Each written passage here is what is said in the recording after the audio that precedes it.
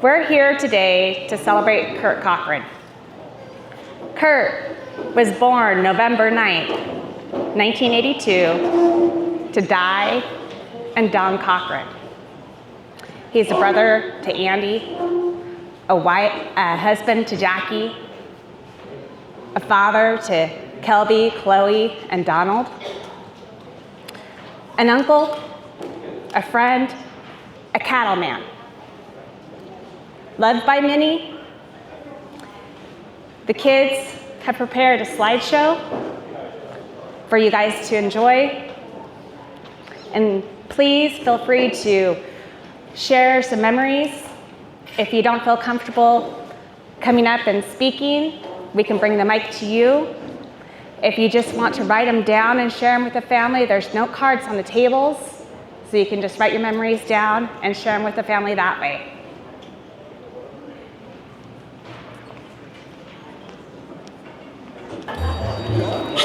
Yeah, I'm just trying to get around with that. Good job.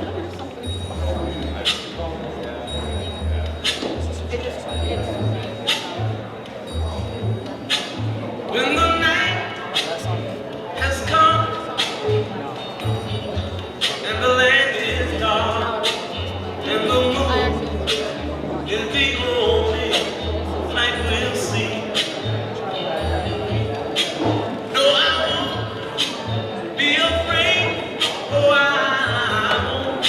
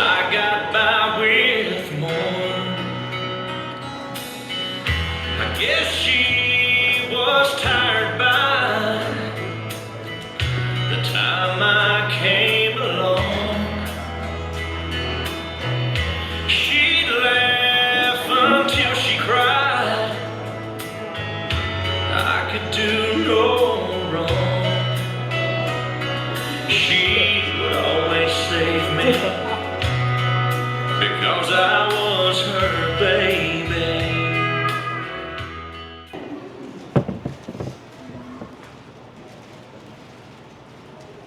Watch their heads behind you.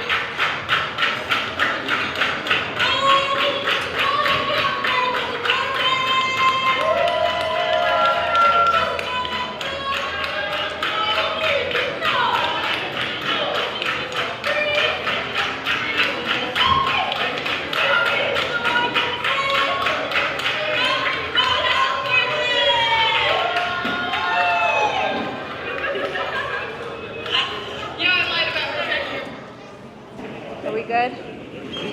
Hello. Hi, everyone. Hi, buddy. My name's Kelby. I am the oldest daughter of Kurt and Jackie, as well as my mom and my stepdad that are over here. To open us up, I'm going to share one of my memories about my dad. Thank you for your patience. One of the things I'll always remember about my dad is how selflessly he loved us. As a Christian, I believe that the love of Christ is selfless and it shows up for us even when we don't ask and even when it's inconvenient. And I think my dad reflected that kind of love so well. A few years ago, I had to give an impact statement to the Spokane County Court over Zoom. And my dad told me that he would be there if I needed him. I was really trying to be independent at the time, so I kept telling him, I think I'll be okay. And he kept reminding me, if you need me, I'll be there.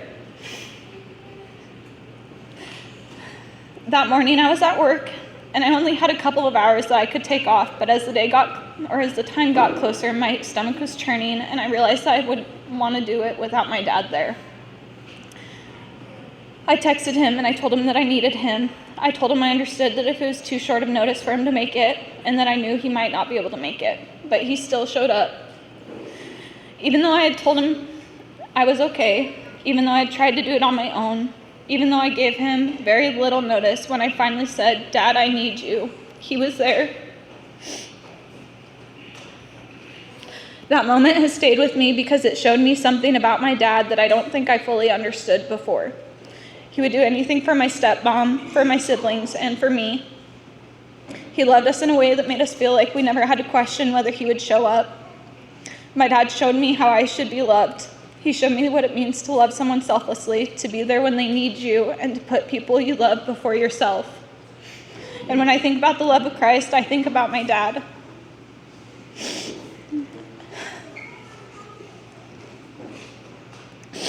I'm so thankful that I got to be loved by him, and I'll carry that example of love with me for the rest of my life.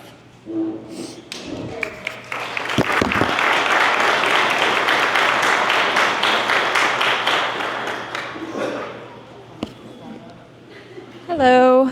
Wrong one? Hello? Okay.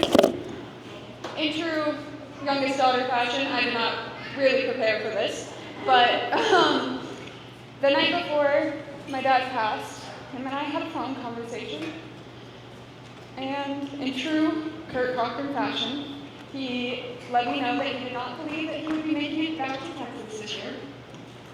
Good job, Dad. You caught that one. Sorry, that was a little morbid. But he told me to never let anyone change me, and as I have always done, to always be myself. Truly, I love my dad to the ends of the earth, and I hope that somewhere, wherever he is, there is a very large pasture with a lot of cows that him and Grandpa are looking over. So please enjoy, and please share your memories of him with us.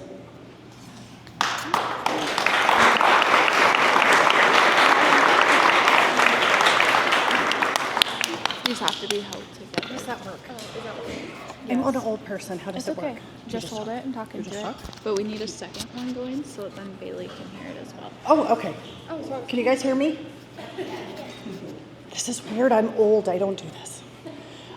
So I prepared something. So Kurt and I were siblings adjacent. His brother married my sister, so we're siblings. Culture. Okay, so sorry, it's all broken and bad. Don't worry about that. Okay. So the first time I met Kurt was at a birthday party where I'm shoveling cake in my face, and he sidled up next to me and said, "Hi, I'm Andy's brother." I didn't even look up and say, "Yeah, I don't see you." So that was where he figured out that we matched in smug. I'm a city girl, he's a country boy, but we met in the middle in sarcasm. And so every time we hung out, every time we spent time together, that's what we had in common, was funny.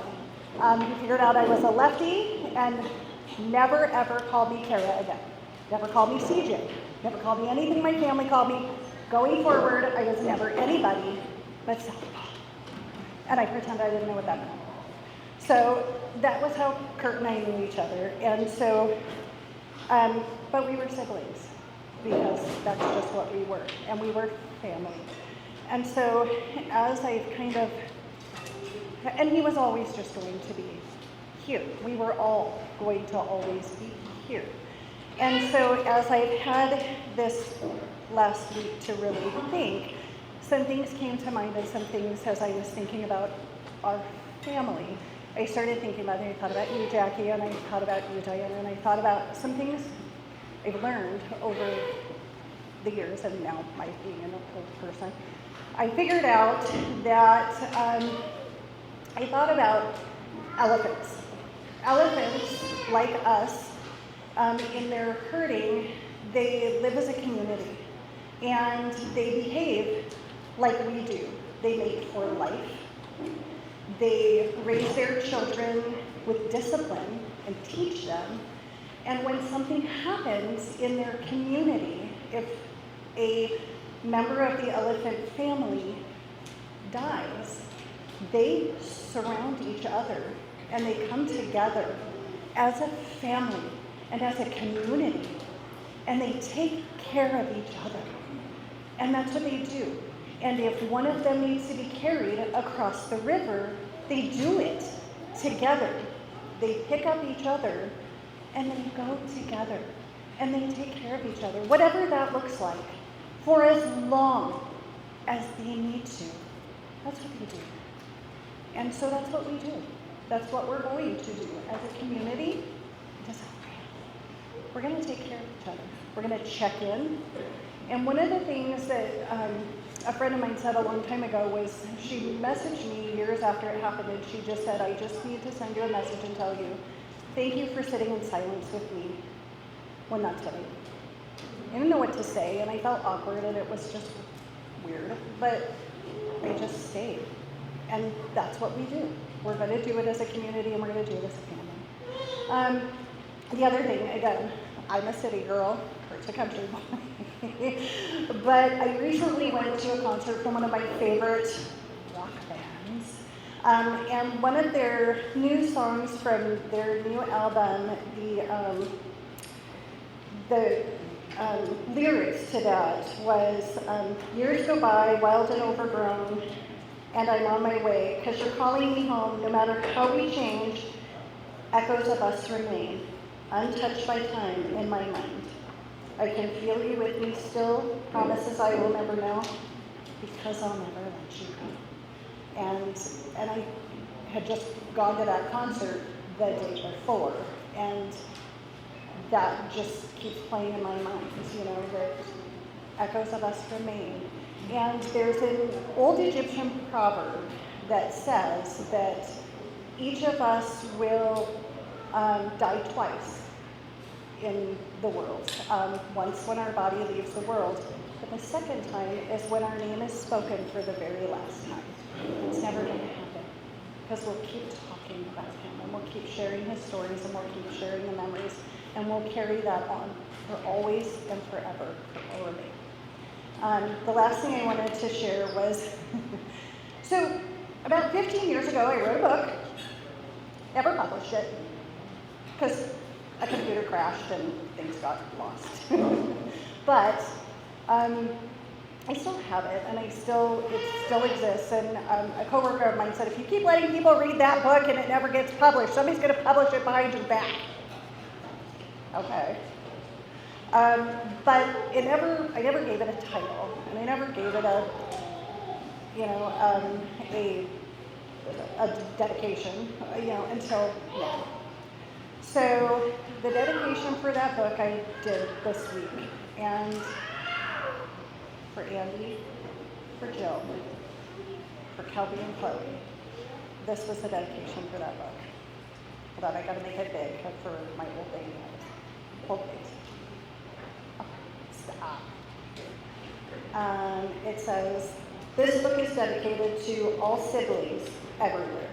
I cannot imagine my life without them in it. My siblings are now and forever will be my first life partners, and I often remind my own children of such things. In line with that, I want to personally extend my gratitude to Jill and Chris for being the ones I will always run home to, for always knowing I can even when I'm not sure, for telling me I shouldn't when we all know that's what I'm going to do anyway. To Andy, I cannot imagine what it is to be in your shoes and to have lost what you hold. But I will now and forever remain your sister, even if it's only by an extension of my own. If you live to be 100, I want to live to be 100 minus 1 day, so I never have to live without you, says Winnie the Pooh.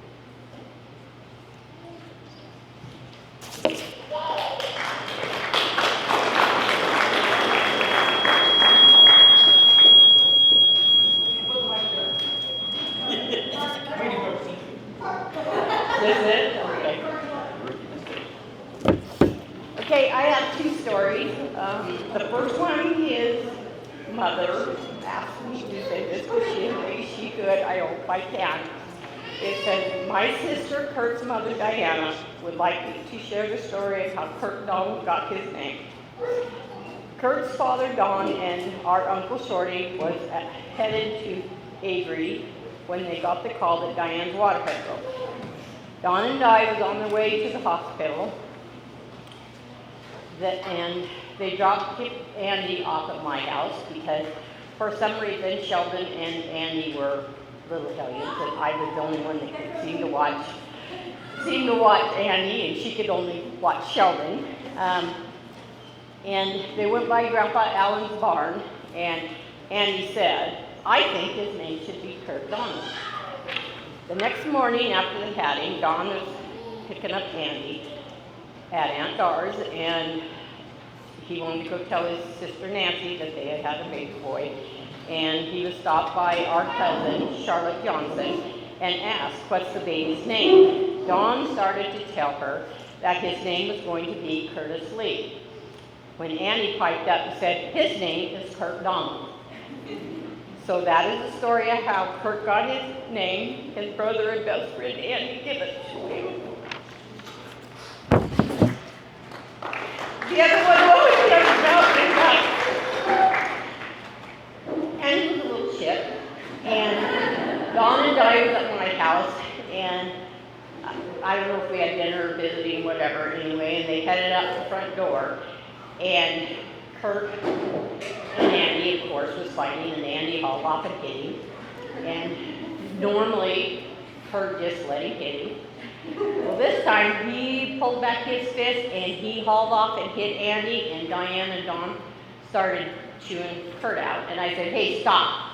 I said, this kid has been beating this kid up, and I kept telling Andy, one of these days he is going to be bigger than you.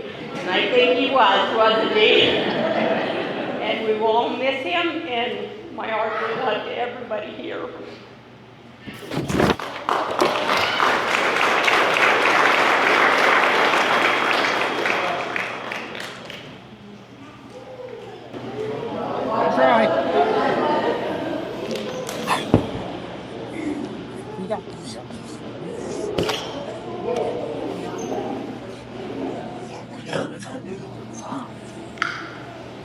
All right, I'm Candy, his brother. That work? Okay. So I'm gonna try to get through this. I'm his brother. My best friend. So I don't know what a lot of people know about us, but we thought a lot alike. One of my favorite things to do with him was to get a pen full of cows and not a word was said, and cows went through flawless. We had that going for us. When he left me, my poor family took the brunt of that because they cannot be on the same wavelength as me. But we do our best. I will truly miss that of him. So I'm going to share a story that was meant for my dad's service, and apparently one time me and Kurt were not on the same page because he thought he'd share it and I thought I would share it. So he was always mad at me for not sharing the story. And there's a few words that if you don't like bad words, cover your ears because they might come out. Now we keep it as PG. So we had these friends in Montana that had cows. And they called Dad and says, "We got this cow for you guys." I'm like, well, okay, what is it? I'm like, well, when she has a calf, you just leave her alone. You just don't even go near her for a week.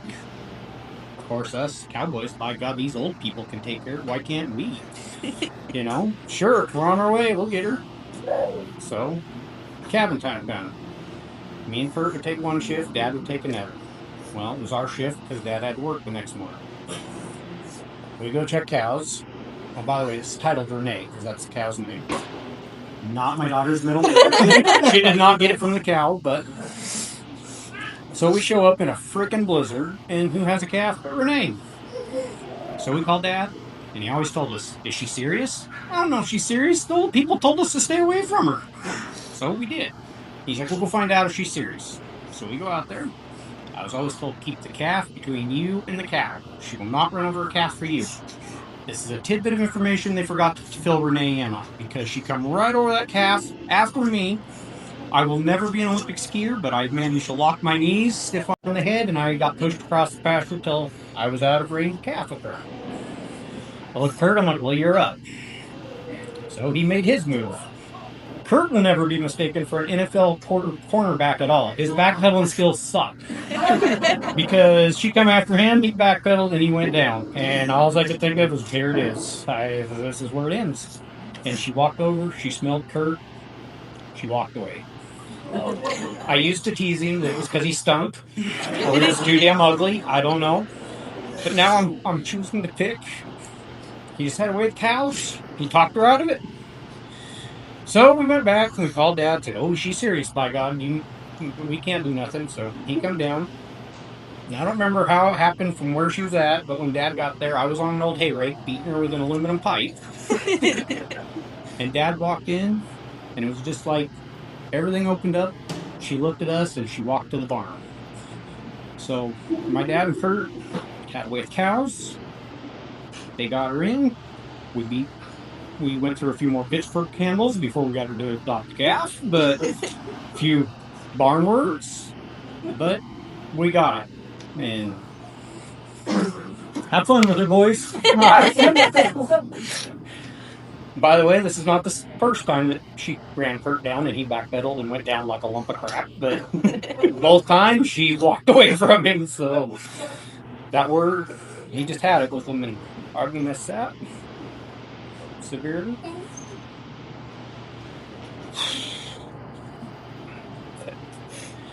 When you do.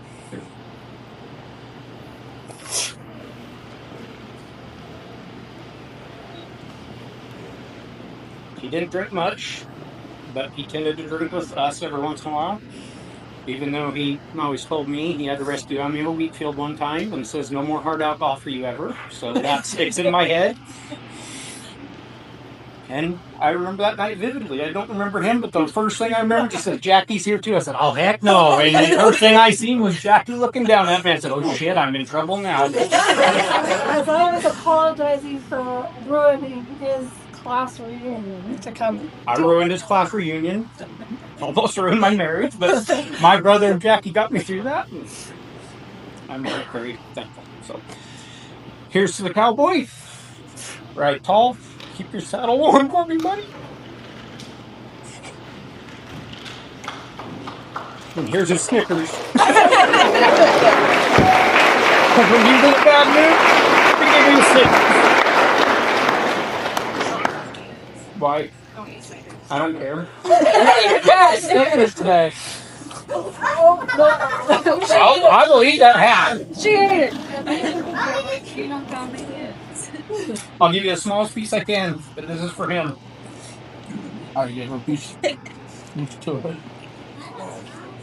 Get up. the cowboy. To the cowboy. You want a sticker? No, come on. Get up there, buddy. Come on. Hurry. Oh, it's gone. You want a drink too? Here, real quick. Steal that. Nope. One more thing. He always told me not to tell Mom when we had a drink together, so I'm sorry, but this is the last one. Bad influence, sorry. I was underage at the time. Wait, you give me a drink? I'll take one.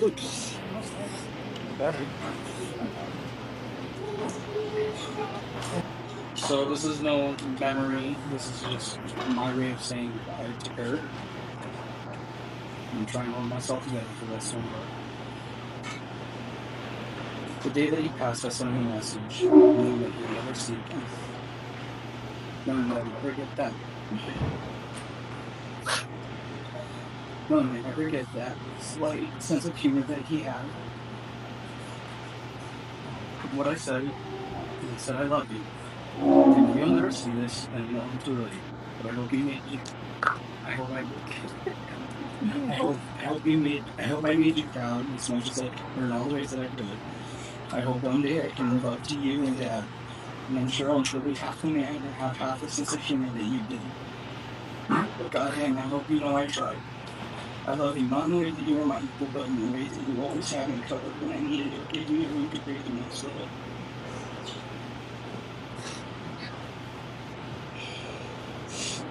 You taught me so many life lessons that I remember, because there's so many left and I can't thank you or Dad enough. I miss you right now, I miss you, Mom. I miss you for as long as you live. You know, just knowing who you're my best friend and my emotional relief. I love you, and you're always in the spot in my heart. I'll keep my head up, just say it honest. Okay.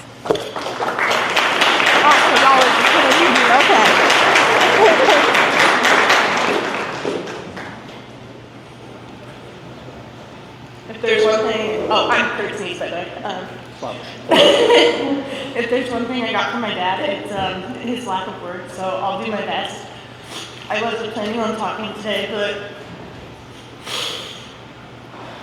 the last time I saw my uncle was January of this year. I'm so sorry. It wasn't a special day. We were just working cows.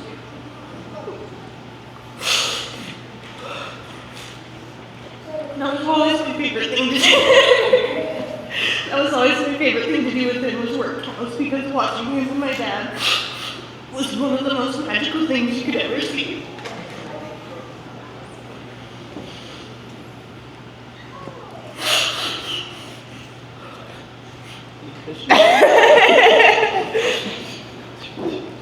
They didn't have to talk, they didn't have to look at each other, they just knew. So I'm very grateful that the last thing I ever did with him, oh my gosh. I'm very grateful the last thing, oh my god. But the last thing I got to do with him was work cows. And anytime I work cows from now on, I'll look to the sky, because I know he'll be looking down.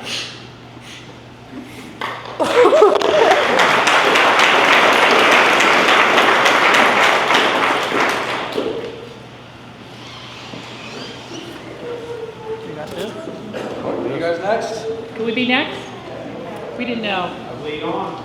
We are, okay. I'm Karen Patton, and this is Carl Patton, and we're going to just say we're Kurt and Jackie's Joseph family. We want to tell a little bit about our time with Kurt. 6 years ago, we were in transition. Our son Devin's family had been with our operation and decided to move on. This was a difficult time for us, both personally and for our business.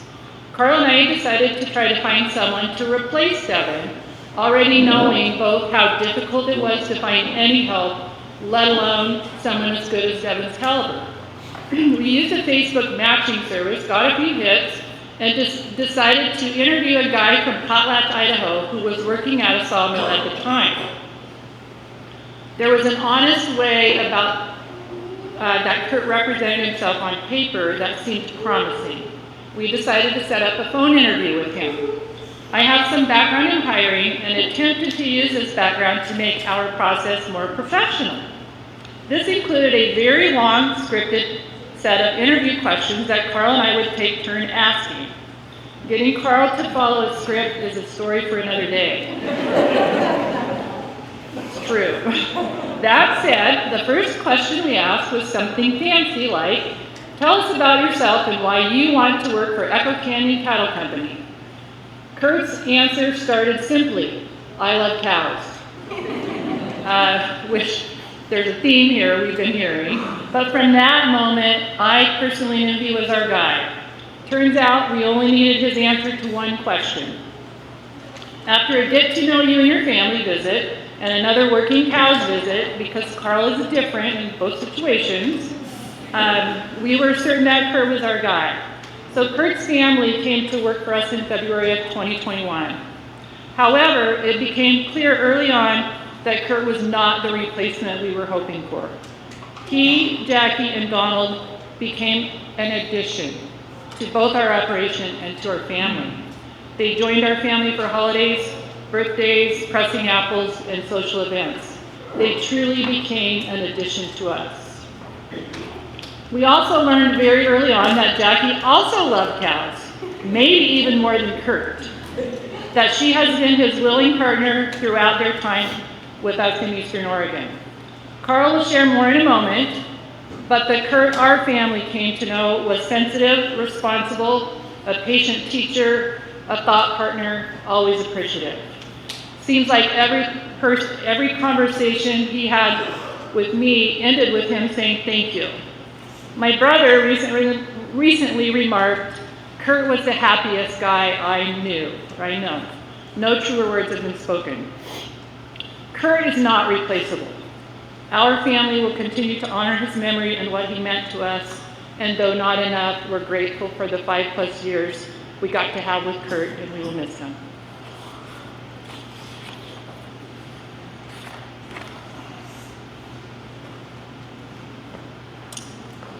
I don't know what to say. I don't follow scripts very well.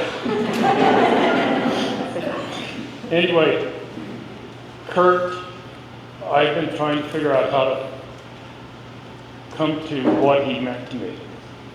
And there's like a son maybe, like a partner, he was definitely taking over management that I was letting go of. We couldn't have had a more perfect person to come help us with our operation. If you look at the program, on the back there's a little picture of him leaning on a fence. And in the back of that you see Paul Krell, that I took a vacation in January and come back, and that's what he was doing. He was just, he did his own thing, he took care and made our operation so much better. On the front of it, there's a picture of Kurt on a horse called Pistol. Pistol was my horse. Kurt took him away from me. But there's a mark of Kurt on everything in our operation. He took haying. We bought a swather 2 years ago. I have not drove that swather until this last week. We bought a tractor this spring. I had not got in and drove that tractor until this week. Kurt took care of everything.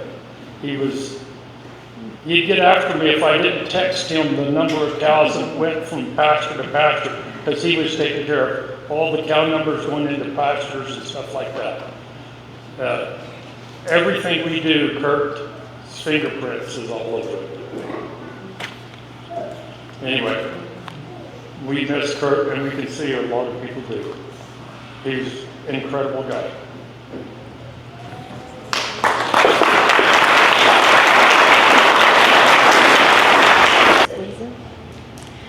Okay. Kurt loved cows. We all know that. It started young. I talked with my son this morning and asked him what memories he had. And he said Kurt's imagination as a kid was beyond anything he could experience. And it kind of goes along with the things I've been thinking about. Kurt's been building corrals since he was little. They were built out of crayons, pencils, sticks, rocks, whatever he could find. He built them on the playgrounds at school. He built them in the yard playing. He always was building corrals. His animals may have been rocks or sticks or maybe a figurine, but he always was building corrals for his animals. I was able to work with Kurt's class when he was in first grade, and one of my favorite memories was they had to draw a picture and they had to write a sentence. I don't remember the sentence, but I remember the picture, and it was of a bull. You didn't need an imagination to know if he had a bull or a cow. It was definitely a bull.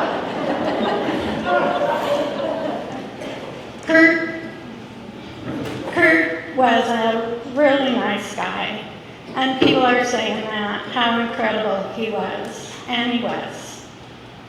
But to me, it didn't matter how tall he got, how gray his hair was. He was always my baby nephew, and he gave the best hugs.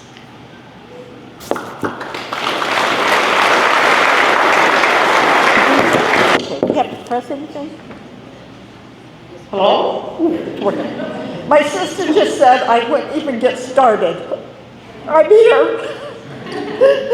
I may have tears for Lamb, but I'll get through this.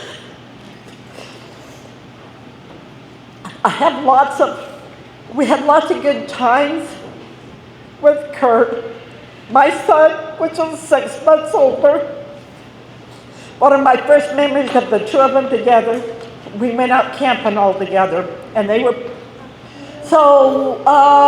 son was just over 2, so Kurt was about 18 months. Trying to play with trucks, I thought those two were going to kill each other. And they grew up to be good friends. So the next time I took Kurt camping, the boys must have been 11, 12, someplace right in there. And I had a little Subaru station wagon. I loaded up my 2 kids, Kurt, my dog, tents, sleeping bags, bicycles, and everything into that little Subaru wagon. So there's lots of long stories of this, but one of the first nights out, the boys had a little pup tent set up here, and then there was the picnic table, and I was sitting here, and the campfire was there. Kids were all in the tent playing cards. I had the dog beside me. I had a hold of him tight because he had tried to chase a deer out of camp. Pretty soon, the dog goes, "Rrr." I looked up, and here comes the skunk right into camp. And I go, oh, those kids are going to come flying out of that tent. And I kept going, kids, kids, kids. Couldn't get their attention. Skunk laughed. I went back and told him, all Kirk talk about, we need a trap, we need to catch that skunk. Andy and I do it all the time. We need to catch that skunk. I go, no, we're out in the blues in the middle of nowhere. We ain't catching a skunk. But that's just a couple of the favorite ones. And as I said, with my boys close together, they had a lot of good times playing football at Christmas and everything. So thank you all.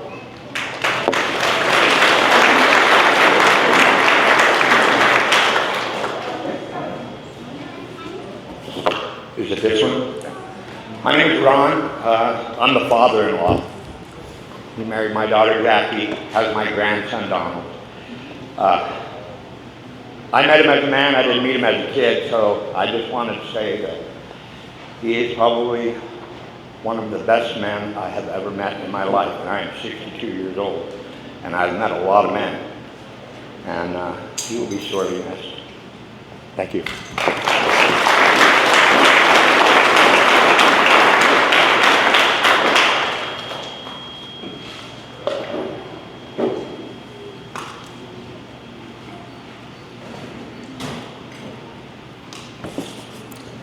Okay. I go by Rodeo. I'm Jackie's uncle. I was not a blood relation to Kurt, but you wouldn't know it. I've only met him a few times at family gatherings, maybe a rodeo or something, but he treated me like family anytime I was around. When I was on a trucking route that came by, I would oftentimes in the winter time stop and spend the night at their house. He was a true gentleman. He made sure that he looked after your needs before it's all treated me just like I was at home. And as Ron said, best guy I ever knew. Thank you.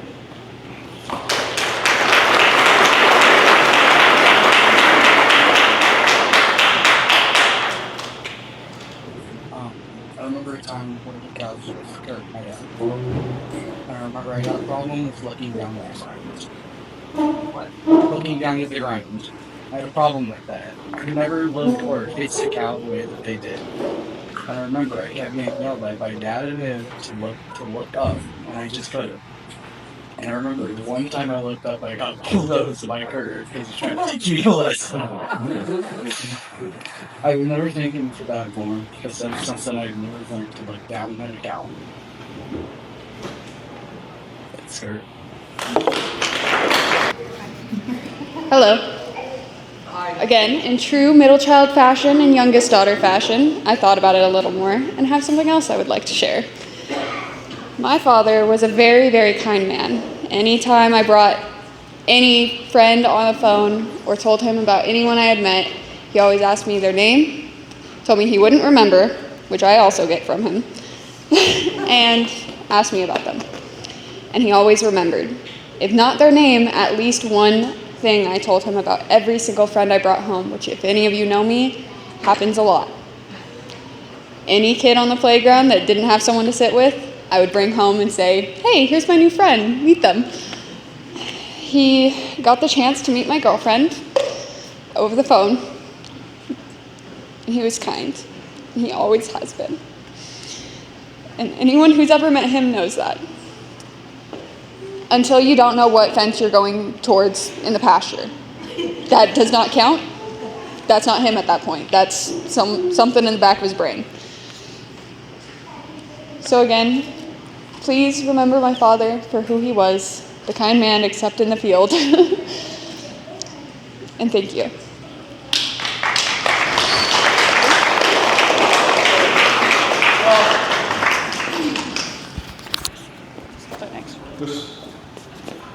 Hi, my name is Tristan Patton. I'm Carl's son, and I was very lucky to get to work with Kurt off and on.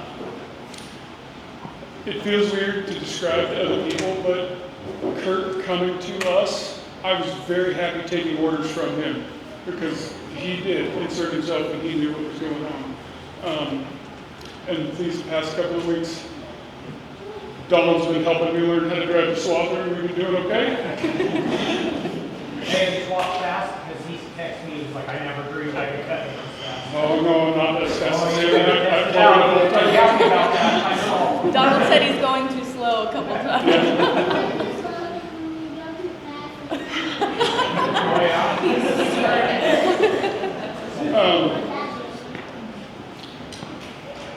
Kurt loved cows, and Kurt treated everybody like family. About a week before he passed, we were moving cows from really close to my house to one of our summer ranges. And my dad and I got started really early, and Kurt and Jacob, who's with us tonight, today joined us later.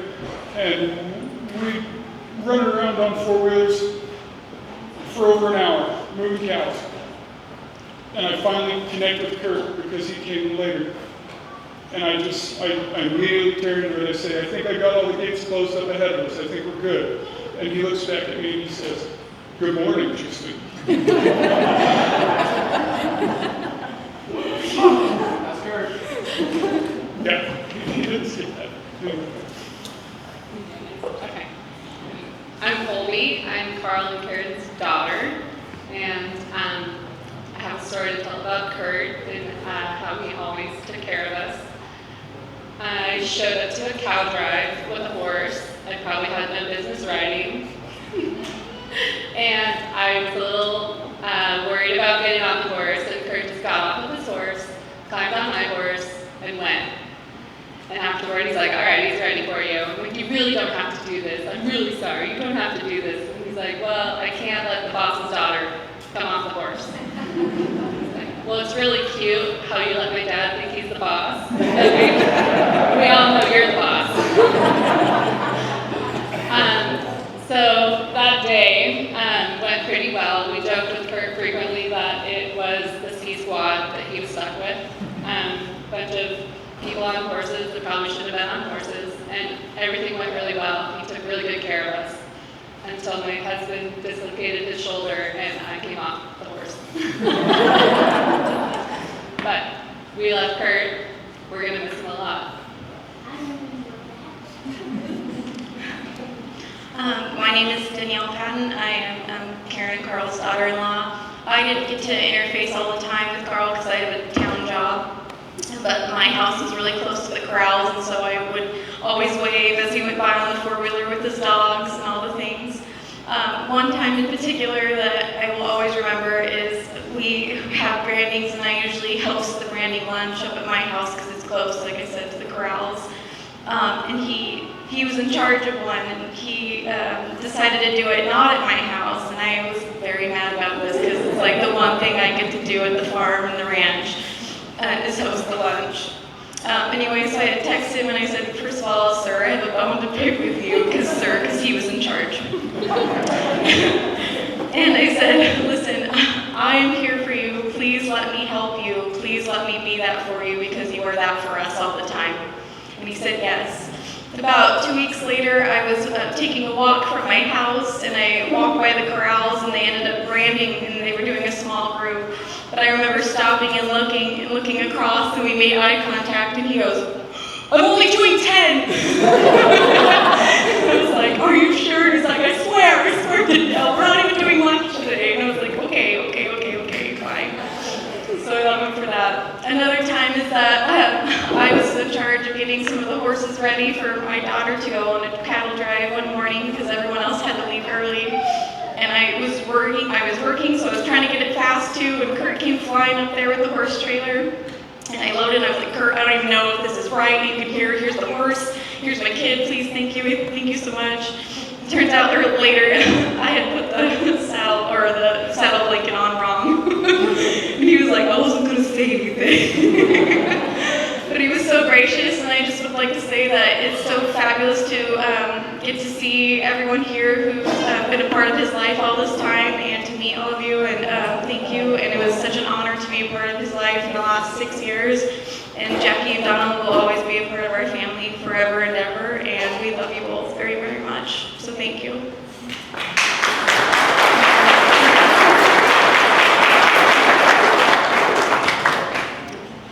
Hi, as you can see, I am Tristan and Danny's daughter. We love Kurt very much. We accepted him as our family. I can't. And we did a lot of cattle drives with Kurt and then learned a lot from him and was able to do a lot with him. So she's very sad too, and we love you guys.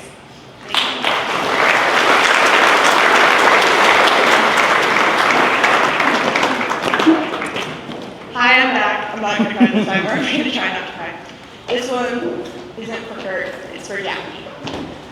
The first time I remember meeting you, we were parked at Nathan's Owl's barn in Princeton. You sat on the tailgate with me, and I said, "Who are you?" And you said, "I'm Jackie, I'm Kurt's girlfriend." And I remember thinking, this woman is not good enough for my uncle. But you proved me wrong in so many ways. My uncle has never been happier than when he was with you.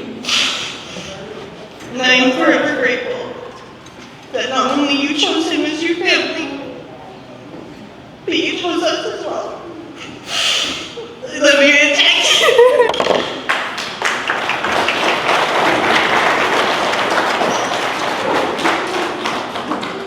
See, I wasn't born when Jackie came to the picture. I know that much, but I do look at Kurt and Jackie as, for the first 10.5 years of my life, I looked at them as a second set of parents for me.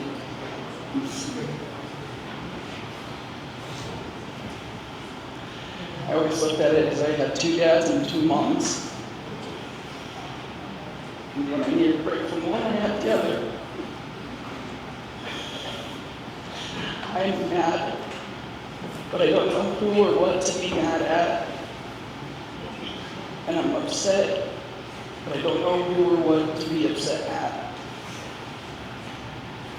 And so, to the people that I live with, I am greatly sorry for a lot of the anger that I have shown around the place.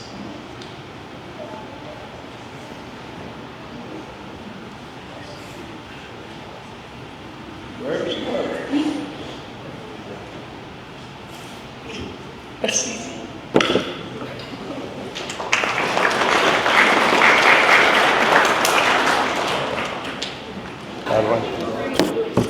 Can you hear me? Yeah.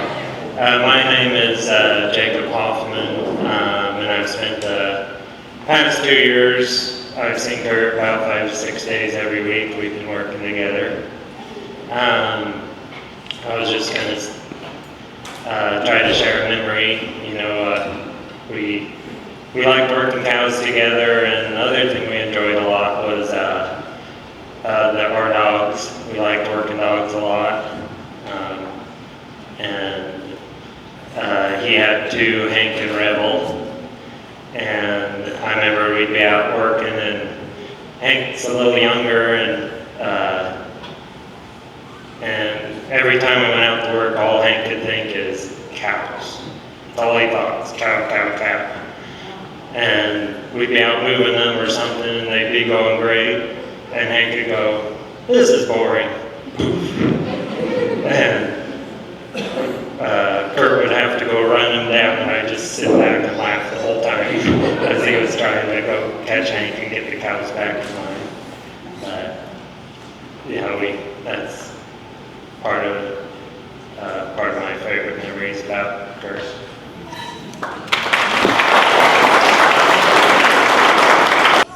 Okay, come here. Right over here. Which one is it? Oh, there we go. Talking that one. Okay. Make sure you tell them who you are. I'm Donald Eugene Cochrane. I remember when my dad warned me because he was trying to get cows.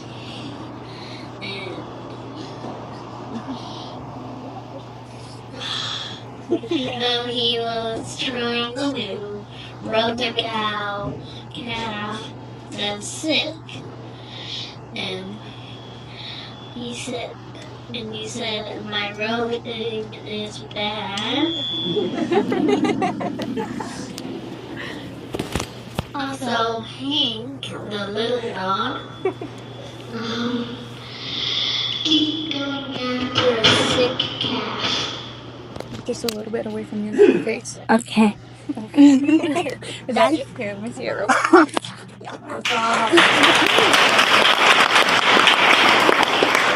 For any of you that don't know, that is our little brother Donald, my father's youngest. So, just for clarification. Who was it? Nope. You guys stand up. Are you done? Oh, are you talking? Oh, all of us. Okay. Just in case anyone else wants to share.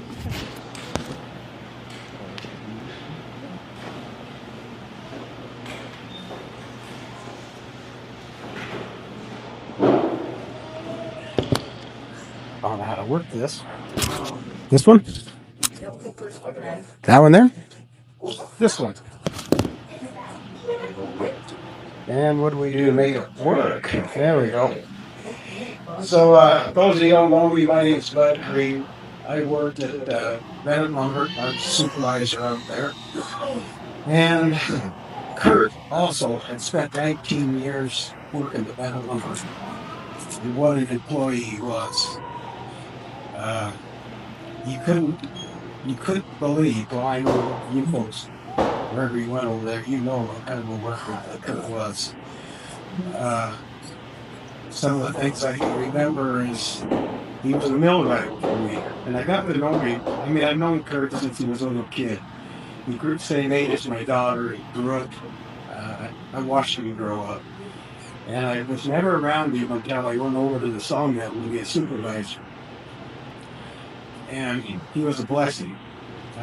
He was on nights at the time, and I was on days, but I never worried about the sawmill nights because I knew Kurt was there. He eventually came days, and him and I worked side by side on a number of different projects. And I can remember one where we were changing a gearbox down inside a hole, and he was working above me. And I kept looking up because the water was dripping. And I kept thinking, we got a leak water leak somewhere.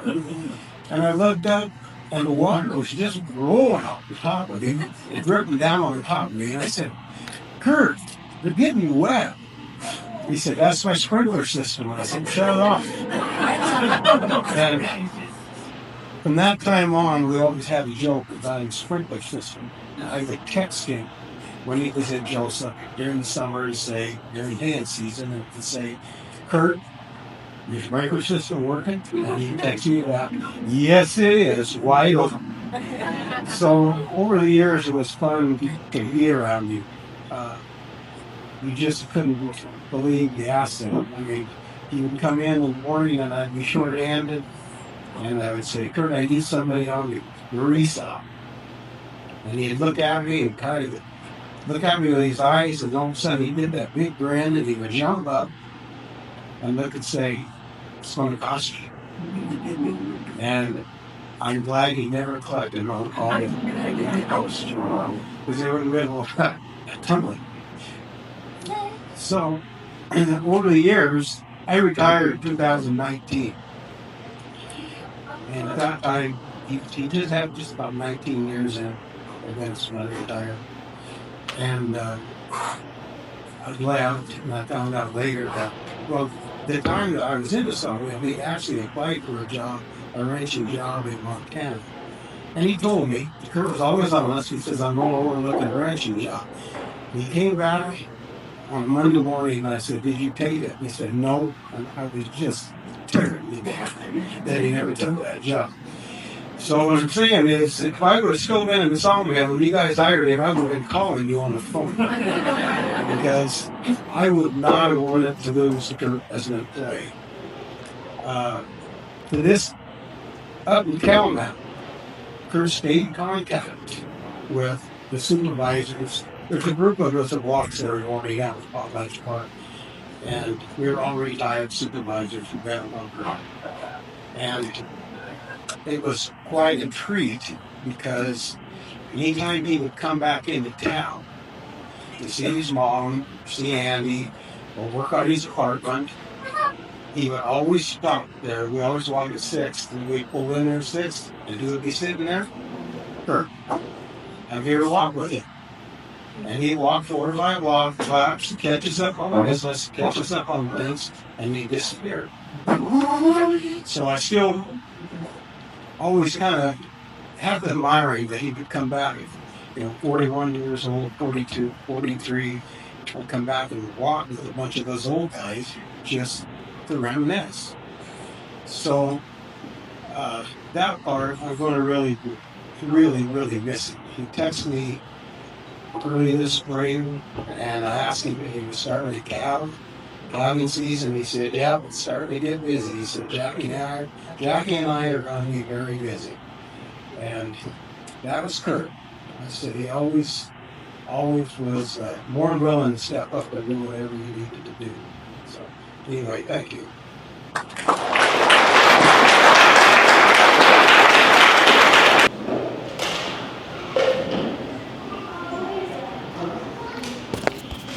Okay, last call for anyone else to share a memory.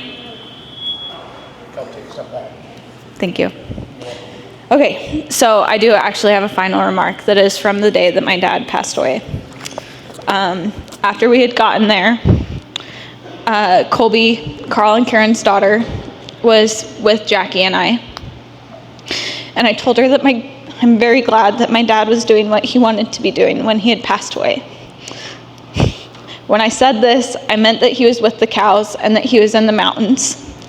Colby said, "What? Yelling at my dad?" Yes, that too, Colby. One last thing also before we shut the mic off. Even though my dad is being cremated, in our family we do honorary pallbearers. If I call your name, please come up here and stand with my siblings and I. Andy Cochrane. Yes, grab the vase of flowers back there with the sunflowers. Carl Patton. Nick Bowler. Corey O'Connor. Luke Austin.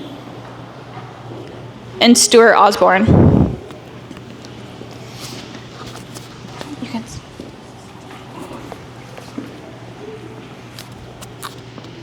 These are the men that had my dad's back to the end, and I know my family can rely on them. We have hats coming for you guys next week that will have my parents' brand on them. Thank you guys. We love you, and we appreciate you, and we appreciate you all for coming today. Thank you for coming to celebrate our dad's life and sharing your memories of him.